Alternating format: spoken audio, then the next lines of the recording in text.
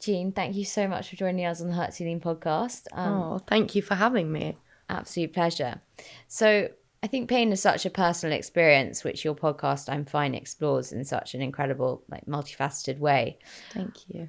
What does pain mean to you, and how's your understanding evolved through listening to people and them sharing their own stories? Such a good question. Pain for me, I guess pain for me has been an evolving story. I think I sort of used to think of it as something that was purely physical or visible. And I think really pain now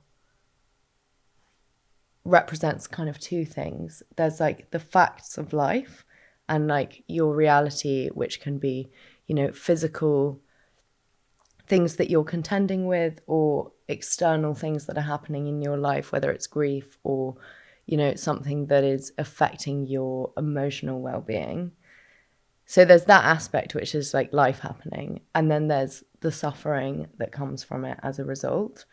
And I think the more difficult aspect of pain is the hopelessness and not knowing what to do and not having solutions. And so it's quite a long answer, but it's almost like asking, what does love mean? I think there's many meanings to pain. I think pain for me has been an opportunity. Yeah. And through listening to other people's stories and their journeys through navigating pain, has your view on pain changed, or has it just been enlightening and inspiring listening to other people's journey with it? I think, well, obviously it's been such a privilege and humbling to get to speak to such a variety of different people.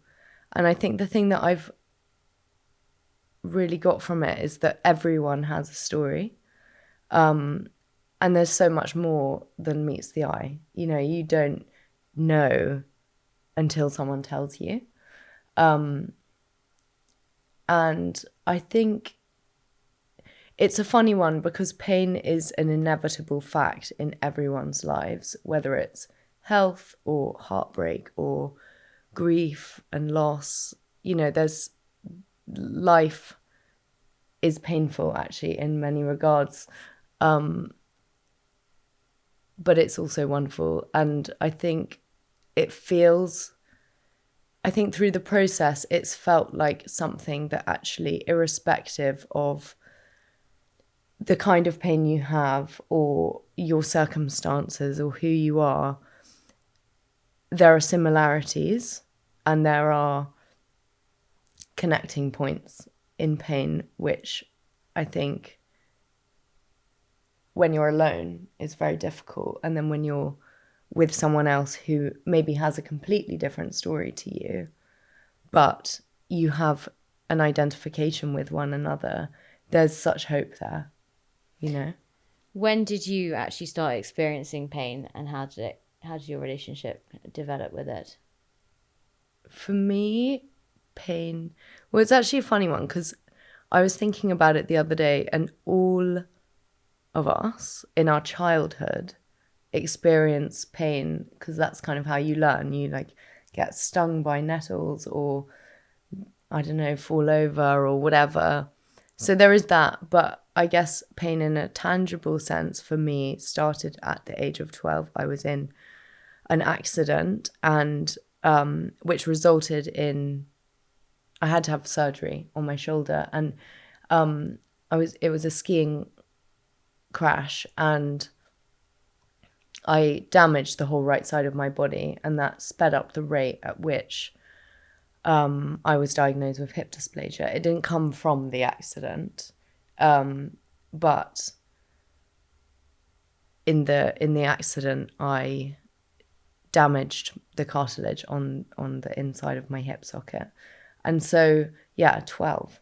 But then I had surgery for that at the age of 13, and that was like a nine months type thing. I had my muscles and tendons reattached to my growth plate or no, my growth plate had to be reattached to the rest of my growth plate with the muscles and tendons. And I didn't really,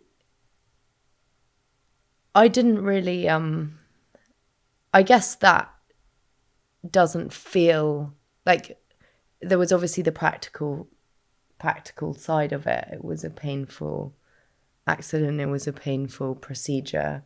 I was the youngest person that the surgeon had operated on with that particular procedure. And the next youngest person was a 25-year-old who'd been in a high impact car crash. But then really, can I have a sip of water? Okay. Sorry, I sometimes get a really dry mouth when I'm talking about stuff. But then really, I guess pain in an all-encompassing way started for me at, well, I started experiencing the pain in my hips at 14, and then I was diagnosed at 15 with hip dysplasia, which means that you have shallow hip sockets. And I had 10 degrees on my right side and 11 degrees on my left side. And I think it's meant to be something like 30 degrees. And so I kind of thought that my pain that I was experiencing was like, I don't know, whatever, like having a stub toe. I didn't really think about it that much. And then it just got worse and worse and worse. And then I was diagnosed with hip dysplasia. And by the time I had to wait for my growth plates to fuse because I was young. So I had the surgery when I was 16. And that was really difficult because what was difficult about it was the fact that it was such an unknown and it was so long, and the whole idea of having this operation where they broke my pelvis in 3 places and readjusted it and put it back together with screws. I spent a month in kind of like in bed, or to get better, I had to try and walk, but I couldn't put weight on my leg. And so it was this thing of having to push through the pain to start to learn to walk again. But then I think what was really difficult about it was just how much time it took and the psychological effect of being in that position, whether it's like from anesthetic or the epidural or, the drugs that you're put on afterwards, I don't know. But I had always been someone who, I don't know, I really minded about doing well, being kind, helping. And suddenly I just had absolutely zero agency over my body. I couldn't put my underwear on. If I was lying in bed and woke up in the night, I couldn't kind of turn on the light because you're sort of lying in bed in the position that you get comfortable in to fall asleep. And so that was, but I say all of this not to be sort of poor me-ish or whatever. I say it because I felt very lonely and I felt that I was bad for feeling how I did and not being able to contain myself or cope, actually. And it was sort of 3 months of that really slow progress.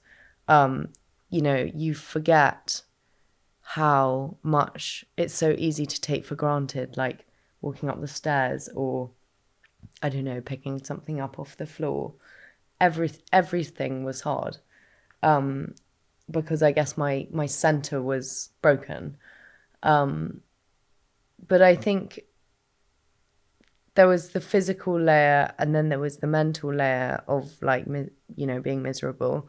But then there was another layer of just beating myself up about it so much and feeling so guilty, but then also just so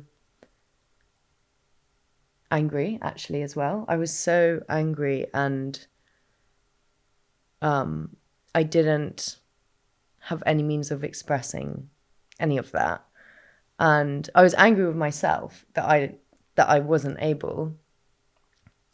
But then I sort of, in a way, wanted everyone to go away because I felt like this sort of like horrible toxic thing that was like, stuck. And so I isolated myself in that process as well. And there were also people who were really, really amazing and really supportive. I had friends who would take me out in my wheelchair, like, when that was a possibility. And I also found writing and journaling when I was able, because initially I could like only lie down, really. I found creativity a really amazing avenue to kind of, as an outlet, basically, for, the torture of like being in my body and in my mind, in that place. And then, I mean, I've obviously told my story, but then I guess I had this expectation of like getting back to something. I wanted to, it was okay because I was going to get back to normal.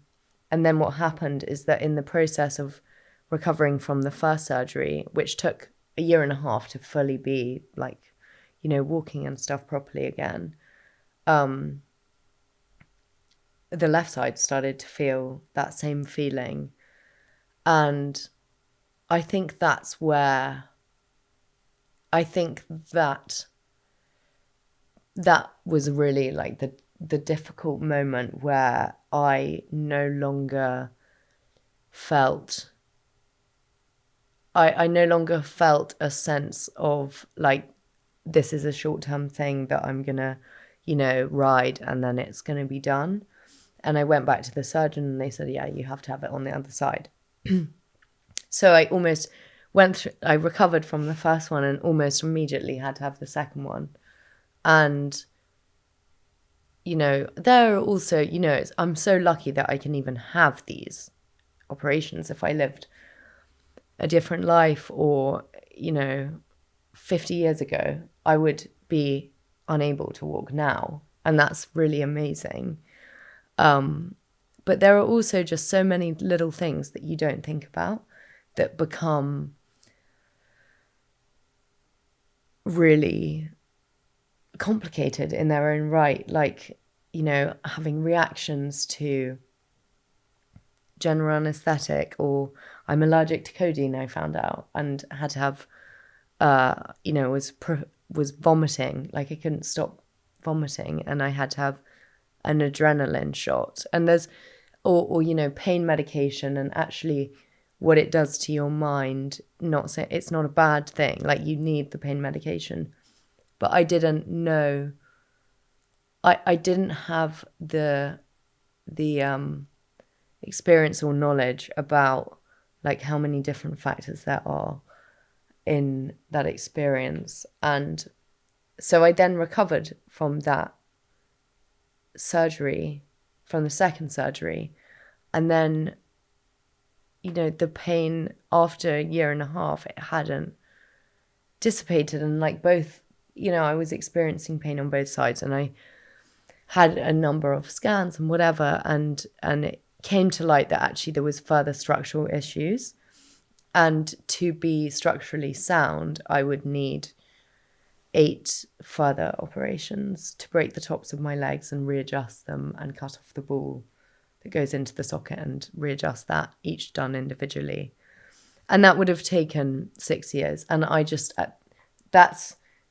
I reached a tipping point where I just thought, fuck it. And I just felt so like angry with myself, angry with my body, useless. And I didn't really have hope. And I think that's when I would say that the narrative that I had created, well, that I'd internalized, became a problem for me. Yeah, that's And sorry, talk us that's through quite a the long answer. no, all right. Talk us through the narrative that you had internalized. The narrative that I had, well, I think, when you're 15, 16, most people are like going through puberty and maybe they're like kissing boys or girls or whatever. And so I definitely felt sort of a separateness because I didn't have anyone else who I could cross-reference with or compare myself to. And so I think I felt like I was maybe always trying to catch up with everyone else, and be fun or be whatever, be good in school. Like it really affected my school too. And I think when I got to 20, when I was told that I needed more operations, my feeling or thought was that I can't, it's funny. Pain is very easy to forget, which is the great thing. And like sitting here now, sometimes I think, oh, maybe I don't actually have anything to worry about anymore. And then, a week later, I will be experiencing the same thing as ever. But it's no longer dominates my life. But I think I probably felt like there just wasn't any hope for me. And like I wasn't going to be able to contribute to the world in the way that I would want to, or be there for people in the way that I'd want to, or be, like someone who's nice to be around. Like I felt like shit. So, sorry. I hope you cut out my horrible cough. I might just clear my throat one more time. Yeah, go for it. Yeah, felt like shit. And I felt bad. I felt bad for being how I was. And like, it wasn't okay to be like that. It was not, it wasn't something that I had solutions for, and I think pain is an inevitable thing, but I think the suffering comes from not having the solutions, for me at least. And like I've been very, very lucky that I have actually found solutions. And it's not to say that they fix everything. They don't fix everything. They're something that I do, and they're something that makes my life wonderful, actually. And I came to finding the solutions out of desperation and an opportunity. It's a privilege to be able to find solutions and have that time or that hope, or find the right leads or whatever it is. But the solutions initially were from a place of desperation and need. And now the solutions are such a wonderful part of how I live my life, actually. And the solutions allow me to appreciate what I can do, and the space I do have, the time I have, the body that I have, the abilities that I have. I'm not completely able-bodied, and things could be a whole lot worse. And it's easy, I remember feeling really, really like failure, kind of. And I think the other thing is that now that it's a manageable part of, it's just part of my life, it's not separate to me anymore. I guess I have an acceptance. But there was definitely a time where it felt like this kind of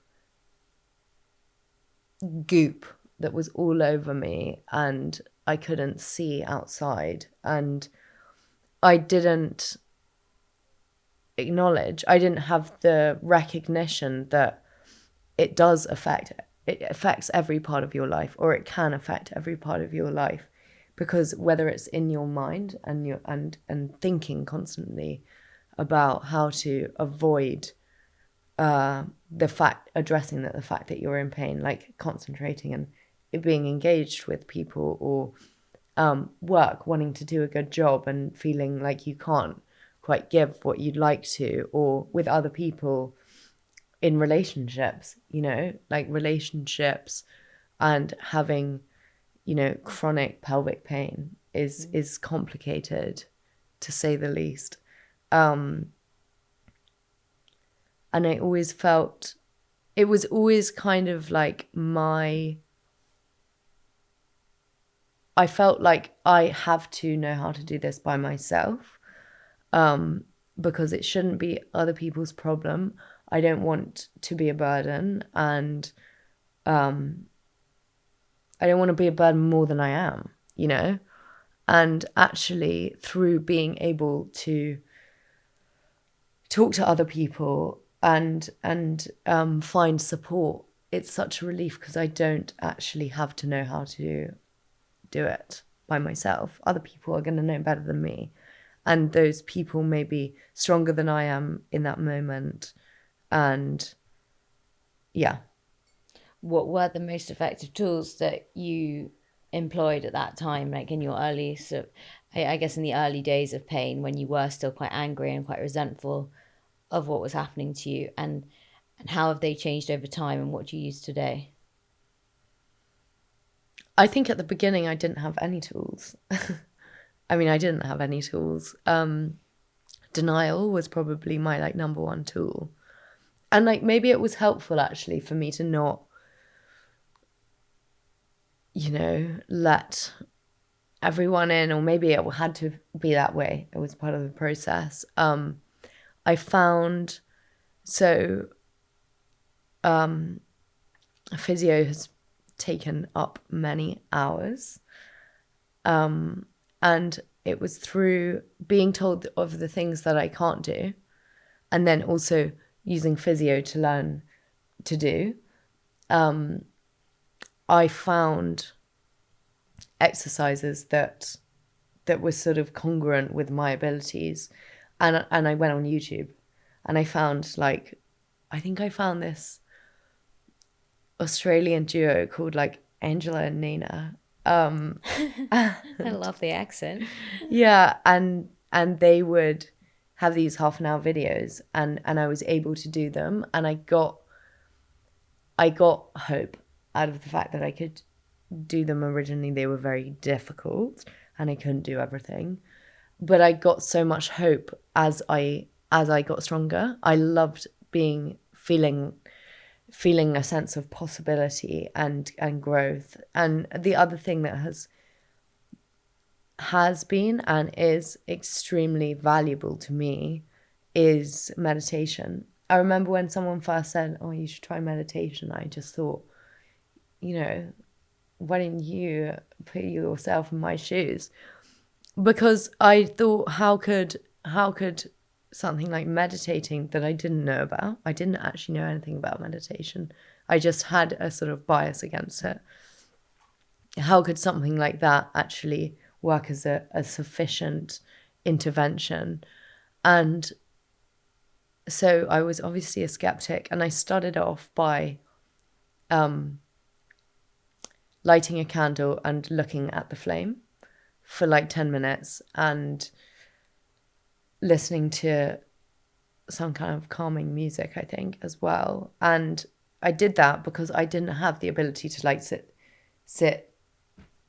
Well, I was obviously stationary a lot of the time, but I didn't have the ability to like shut up and to get my head to shut up. And through this flame thing, it gave me this sense of relief, sorry, not release.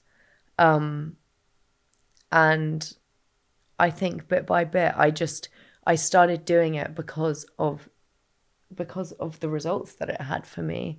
And in a longer term sense, what it has given me is an ability to be connected to my body and like things outside of myself as well, and disconnect from my thoughts, because my thoughts will tell me all kinds of things, and all kinds of things that are a hindrance and are, the opposite of action. Like, you're not going to be able to do this. You're a failure. You're worthless. You're a burden. All of this stuff. And actually, all of the things that have got me to a place of manageability have been like little actions. And there's not been like a golden pill, which is like what I obviously would want, because I can't be bothered to do all this stuff. But all of the little actions have amounted to a place where pain is a neutralized aspect of it's a neutralized thing in my life.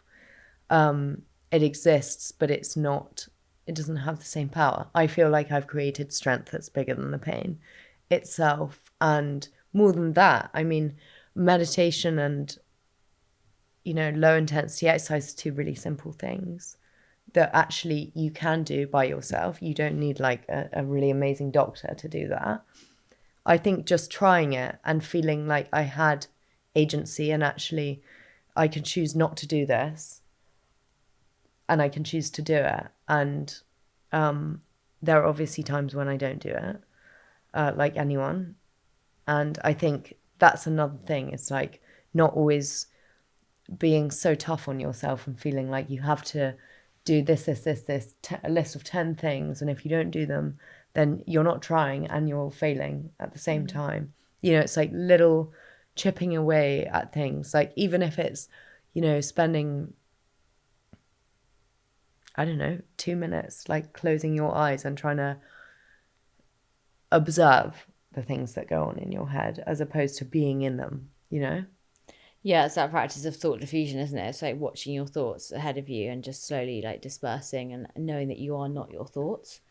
And nor, when you're in that state, can you necessarily trust your feelings. And I think our minds can sometimes feed us this horrible narrative. And you, especially when there was no running away from it for you then. Like, you physically couldn't move.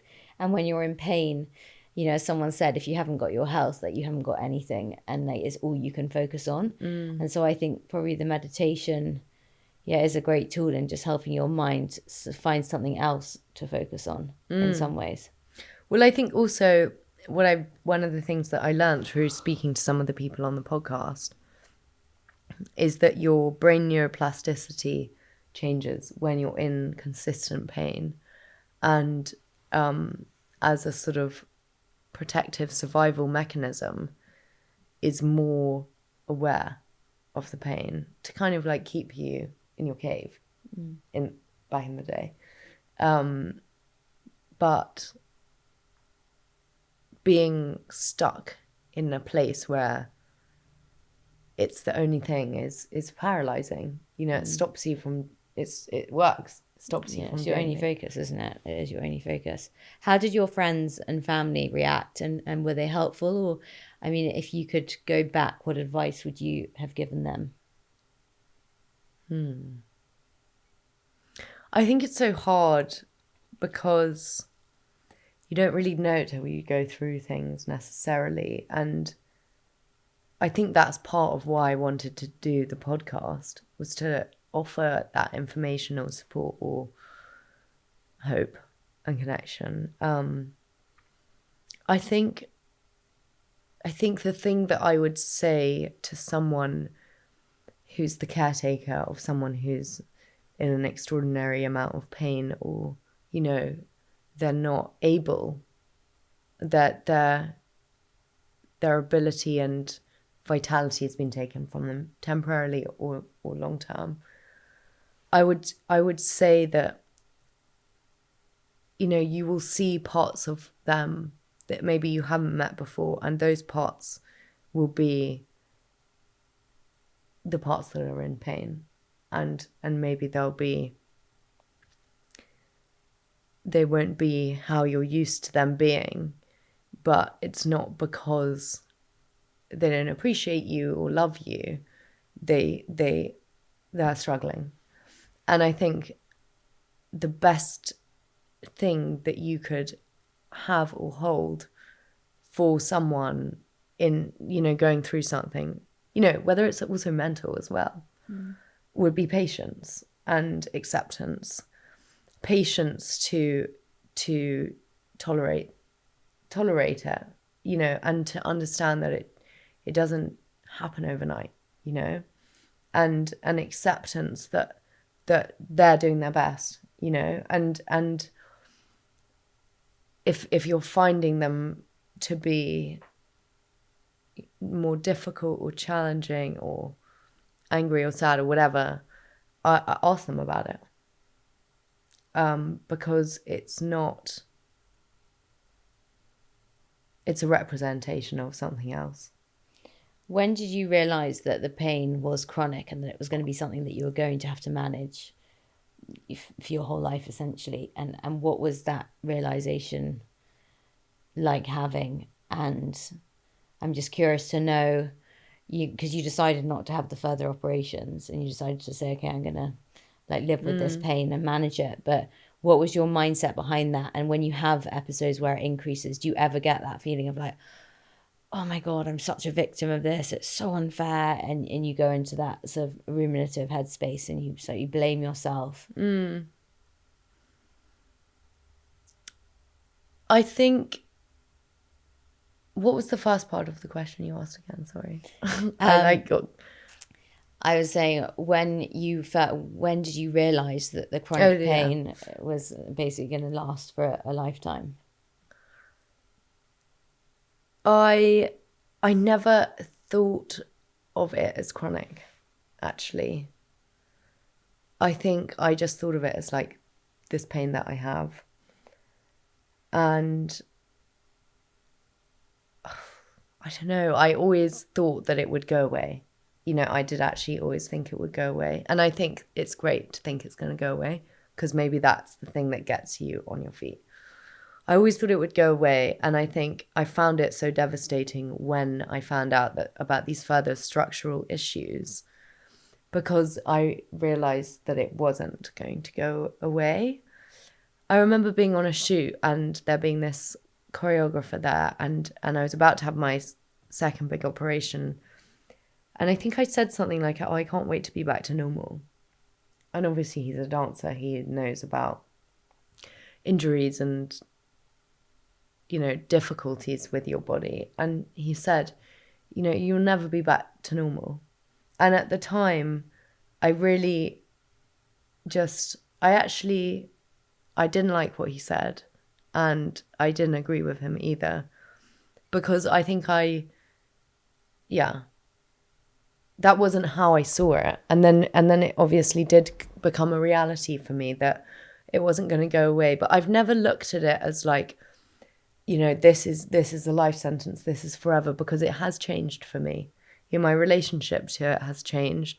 There are times when I feel much stronger. There are times where I feel like I've regressed. And it's all based on the things that I do about it. And I do find when it is particularly painful, I find it hard not to be scared. I don't feel so much like, oh, this is a nightmare. But what I do feel is scared. And I think fear can be quite paralyzing to action, which is the thing that's helped me the most. I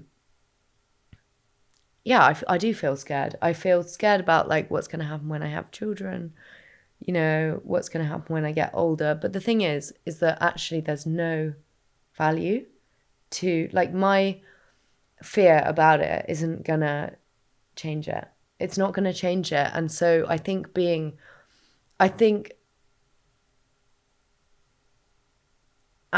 taking action or being grateful are two very useful things for me when it comes to this.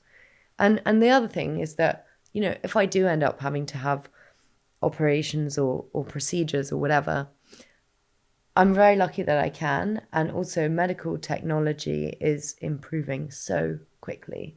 It's amazing what what science can do, and it's also amazing what you can do yourself, you know.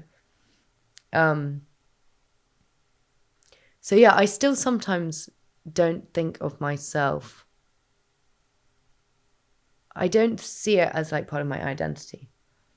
Which I think is a real positive, because I think if you start to define yourself by your pain, again, it just, you feel like even more of a victim. Whereas if you try and live alongside it, it's like, I think with anxiety, it's like you've got to welcome it in, and you've got to say, okay, you're going to be here, and I've got to learn to live with you, but I'm not necessarily going to listen to you. And actually, the more you resist it and the more you fight it, the worse the quality of your life becomes. So as you said, like, you kind of, you can play that like, oh god, it's so unfair. It's like, but ultimately the only person who it's eating up is you. And I think you're so brave and courageous to be able to talk about it and to have created a platform around it, because I think it is something that a lot of people, they spiral and they feel totally paralyzed by it, and therefore they do live in a constant state of fear that it's going to get worse. And I think fear is immensely crippling. And I think it's also,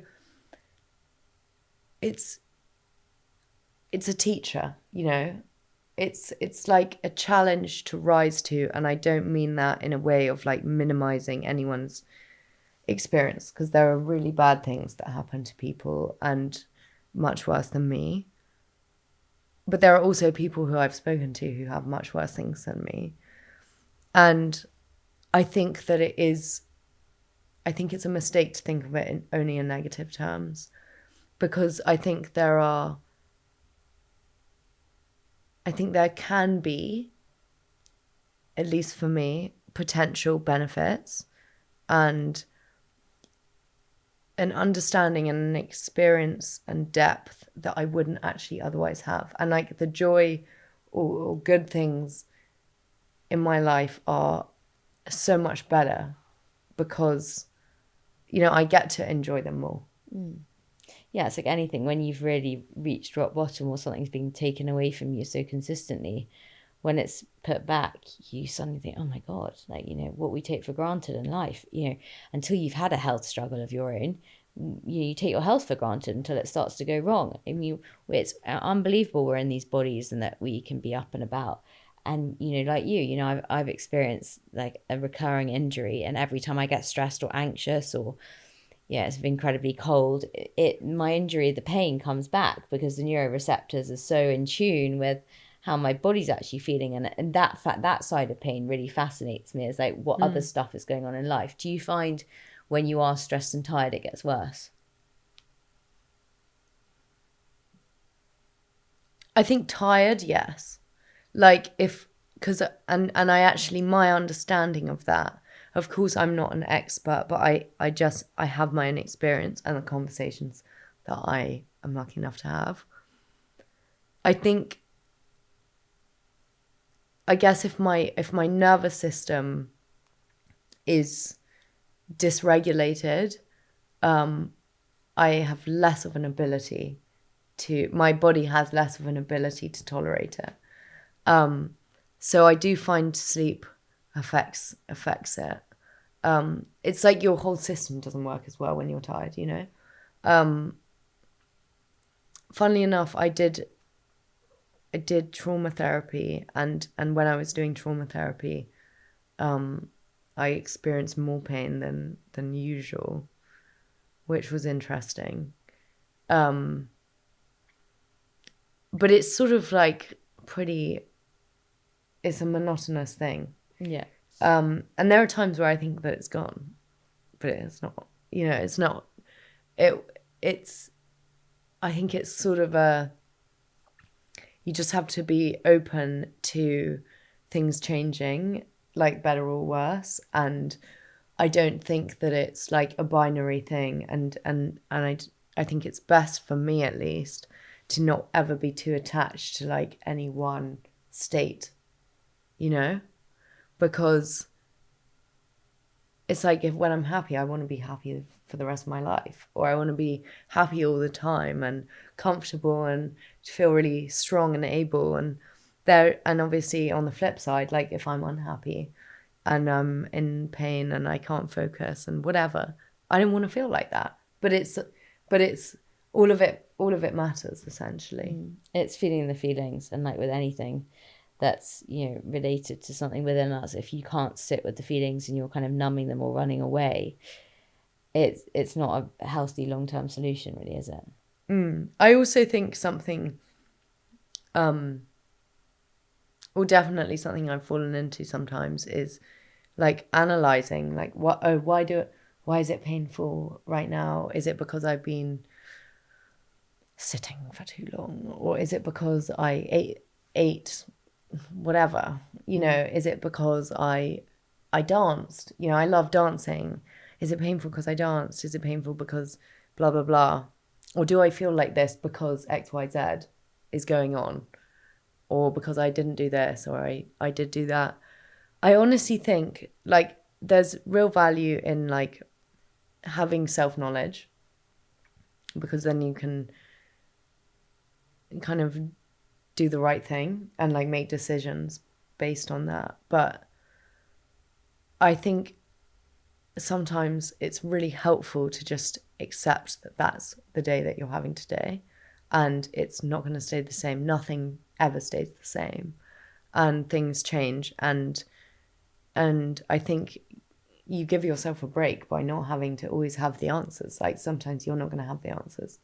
Yeah, exactly. I mean, we think we create these predictable bubbles for ourselves, but actually, like, who knows what's going to happen tomorrow? Exactly. You know, for all we know, like, you know, there could be a nuclear war. We just don't. There are things that are beyond our control and our remits. I'm curious how you navigated the fashion industry, because you became a model at a pretty young age. And I mean, I literally think on your first catwalk, you were on crutches, weren't you? I mean, you were literally... Not on my first catwalk. On my first show, I think, yeah, I recently had surgery, and in the first campaign I did, I was on crutches. Okay. And in the first shoot I ever did, I was having surgery in 2 weeks. I mean, I'm been very lucky to have my job. Very, very lucky. And it's given me such a breadth of experience, and I've met so many interesting, creative, talented people. I think it was a world that I was very happy to jump into at that time. It was really exciting. It was really fun. It was new. It was all new. And also I wanted a job, you know. I had a job and I was feeling good about that, you know, and also I was being someone else's character every single time. And I liked that aspect of things. I liked that I could be different to, you know, how I was or whatever. And it was funny because I was celebrated for my body as well, you know, as also, like, really not enjoying being in it. And I think I feel very lucky. I mean, there's, you know, you could say, like, oh, well, you know, you escaped yourself or whatever, which I did, you know, being able to do all of that stuff. But I think it was great, and I think it made me have something else to balance, you know? Yeah, and I think often you do need to find that, because I think when you become so defined by one thing, particularly when it's health related, it's so consuming, and sometimes you need that fire ignited in your brain to realize that actually there's something else out there for me. I don't need to be defined by this horrible ordeal that I'm going through. And actually people can recognize and celebrate me for other things. And as you said, the irony of being celebrated for your body when your body was the thing that was causing the huge issue, but actually, like, knowing in your heart that that's okay, and actually I can become a bit of a chameleon, and I can find some escapism in that. And I don't know, I mean, maybe a therapist would think differently, but listening to you speak about it, I just think, well, what a lovely thing to have had to go to, because you can kind of wallow in that misery and that horrible pit that just will consume you, or, you know, you go off and you travel and you see a different world, and yeah, you've still got your stuff to manage, but I don't know, for me, I see it as an immense positive. But do you think It definitely, I mean, on the flip side, it did come with challenges, of course. It's a really adult world. And I was not an adult, I don't think. And what was, I guess it was really great when things were going well, you know, and things didn't always go well. Like there was a time after my second operation, I was on contract with a brand, and I was really, really unhappy. I couldn't sleep. I wasn't able. I started at such a young age. I barely gone through puberty. I looked different. And I remember, saying, I don't think I can do this show that was coming up. And it was part of the contract. So it was like, well, you have to. And I went, and they just, the way that they responded to me was just so different. And ultimately I was not well and not happy. And I remember getting in so much trouble because I got cancelled from the show. And I got in so much trouble for being, unprofessional. And I guess that aspect of it was definitely hard. And I think the pressure on weight was hard as well at times, because you look how you are. I think obviously, I mean, everyone has their different beauty standards, but I do feel that how you are and how you feel will be represented in your beauty and in your presence, Of course, if you are miserable and you can't move and you all of these things, it's hard to be a sort of great beauty.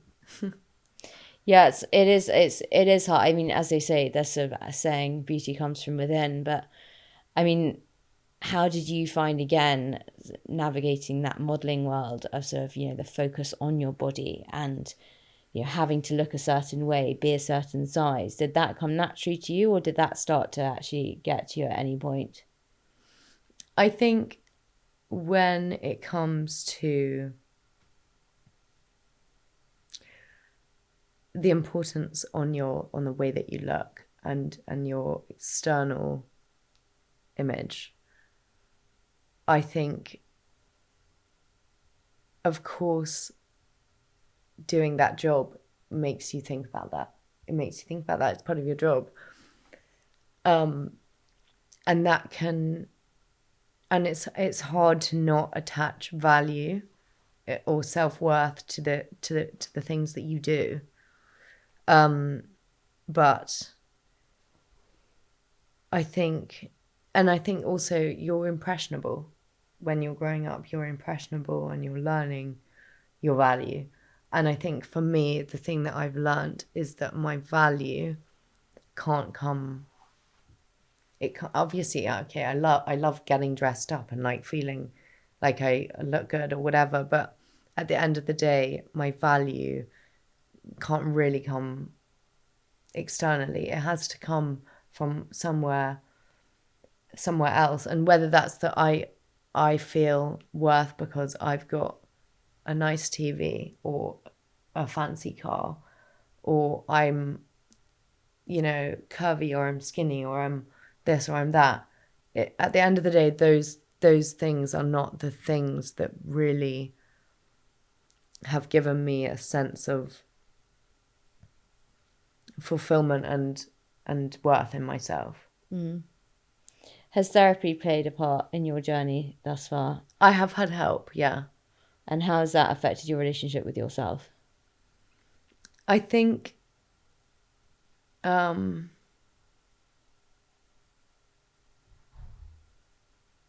It's actually a really difficult question. I would say that therapy has played a really helpful role in getting clarity about things, recognizing what's to do with me and what's external to me and where that meets, you know.